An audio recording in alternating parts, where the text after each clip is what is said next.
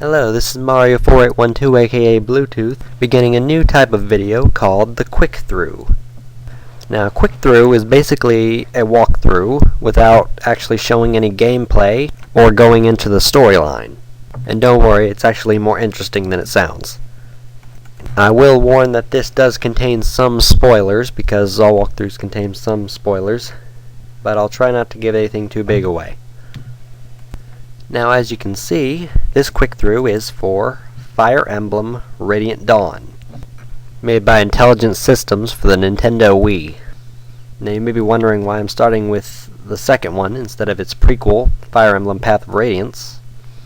But I figure if Chugga Conroy can start with a sequel, so can I.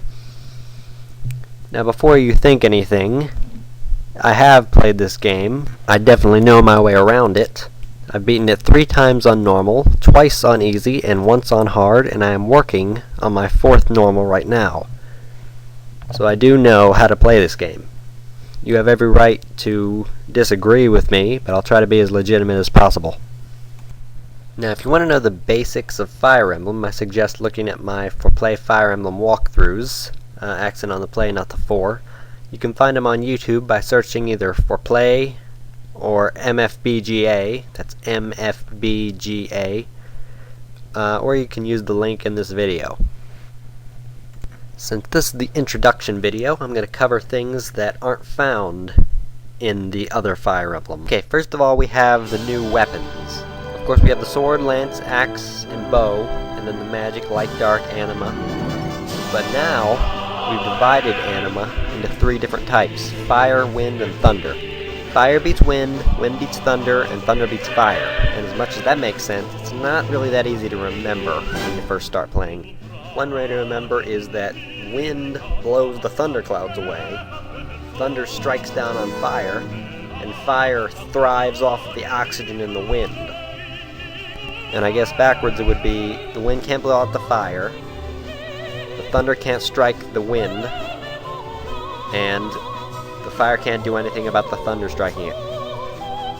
Basically, you should know that wind is the accurate one, fire is the powerful one, and thunder is, get this, the slowest, weakest, least accurate, and most expensive. And the only good thing about it is that it's got the highest chance of critical. The only new type of physical weapon they added is called the knife. There are 2 types of knives. There are daggers, and there are knives. Daggers are direct, and knives are direct and indirect, but knives are considerably weaker than daggers. Knives are the new weapon for thieves, since they're not using swords in this game like they usually do.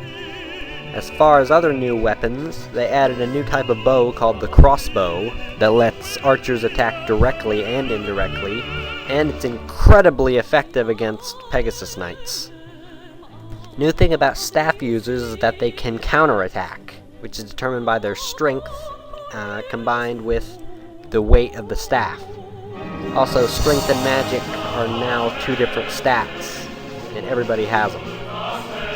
And while a staff user is holding a staff, it will heal the staff user every turn. The biggest new thing that was introduced in Path of Radiance are the Lagoos units. These are a special new type of unit that don't use weapons because they're these half-human, half-animal creatures that can change into these vicious beasts and deal a ton of damage even at a low level. Lagoos have a transformed state and an untransformed state. When they're in their untransformed state, they're much weaker. They're literally half as powerful as their transformed state. And then when they turn to their transformed state, their stats double except for health and luck. And they become killing machines, basically. Unless they're a weak Lagoos altogether. A new thing they added in Radiant Dawn is that untransformed Lagoos can counterattack, but their transformation gauge won't go up if they do. Speaking of transformation gauge, I should probably tell you what that is. It's the special gauge that all Lagoos units have. When they're untransformed, it will go up. When they're transformed, it will go down. It will go up or down automatically at the end of each turn.